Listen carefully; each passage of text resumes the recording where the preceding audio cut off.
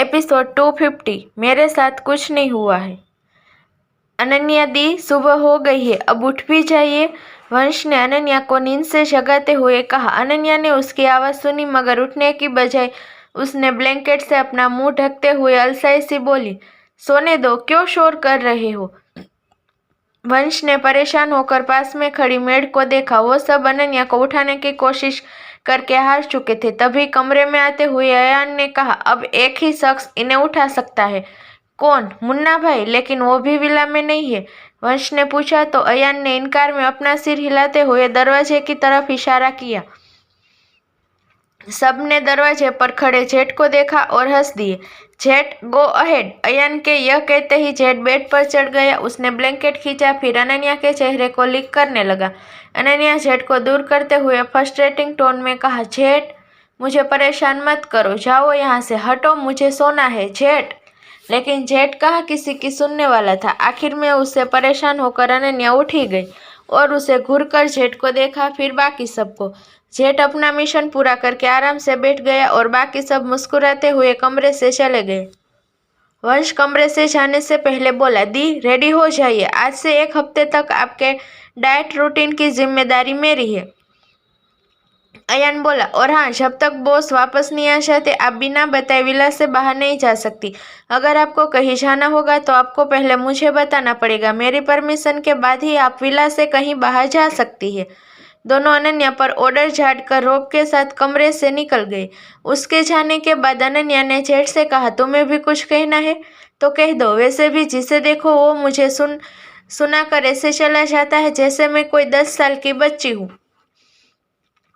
अनन्या का सुना तो जेठ को रही थी, लेकिन उसकी नजरें दीवार पर लगे अरशद की तरफ ही थी।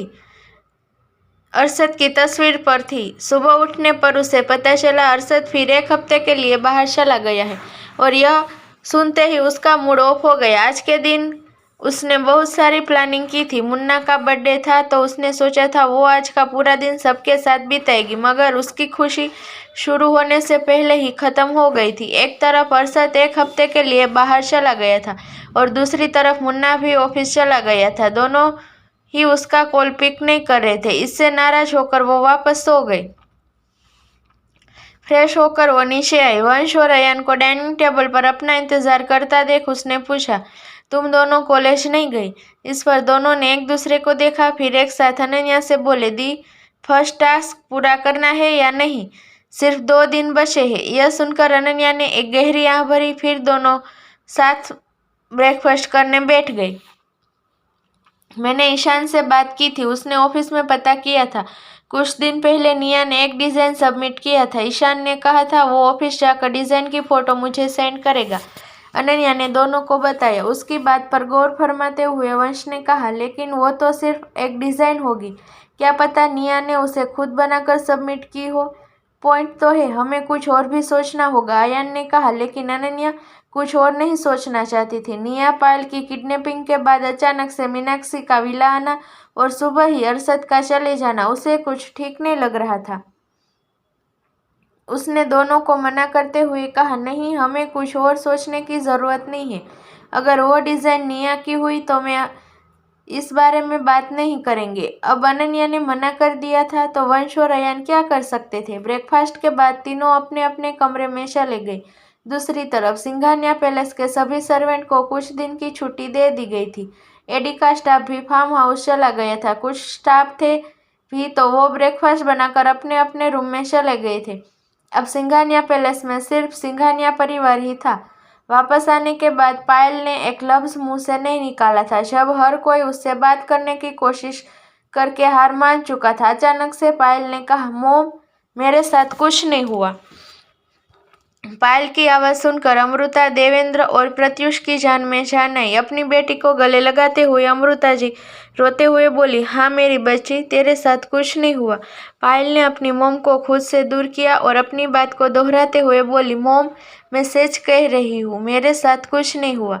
इस बार पायल की आवाज़ पहले से तेज थी। उसने देवेंद्र और प्रत्युष की ओर देखते हुए कहा, डैड, भाई, मैं सच कह रही हूँ, मेरे साथ कुछ नहीं हुआ है।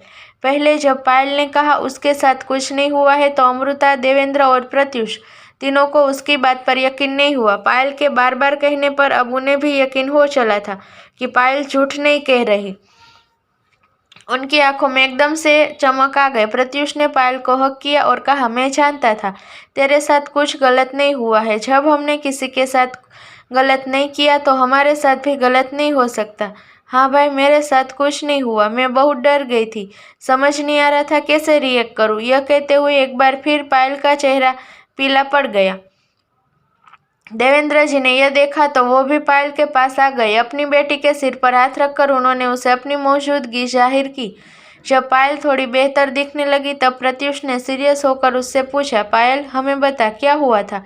पायल ने उस रात को याद किया। वो ऑफिस में थी, उसके काम खत्म होने वाला था, लेकिन उसके मैनेजर ने उसे एक्स्ट्रा वर्क देकर उससे कहा था, पायल बॉस के ऑर्डर है, घर जाने से पहले इसे भी पूरा कर देना। कल मीटिंग में इसकी ज़रूरत पड़ेगी। मैं खुद यह कर लेती, लेकिन मुझे अर्जेंट में घर जाना पड़ रहा है। मैनेजर हाई स्कूल टाइम में पायल की क्लासमेट थी। उस वक्त उसे निया और पायल का एक ग्रुप था जो अक्सर स्कूल कॉलेज में होता है। मैनेजर कुछ वक्त तक उनके ग्रुप का हिस्सा थी, मगर एक दिन उसे ग्रुप से निकाल दिया गया था, जिसके बाद उसे सारे बच्चे चिढ़ाने लगे थे।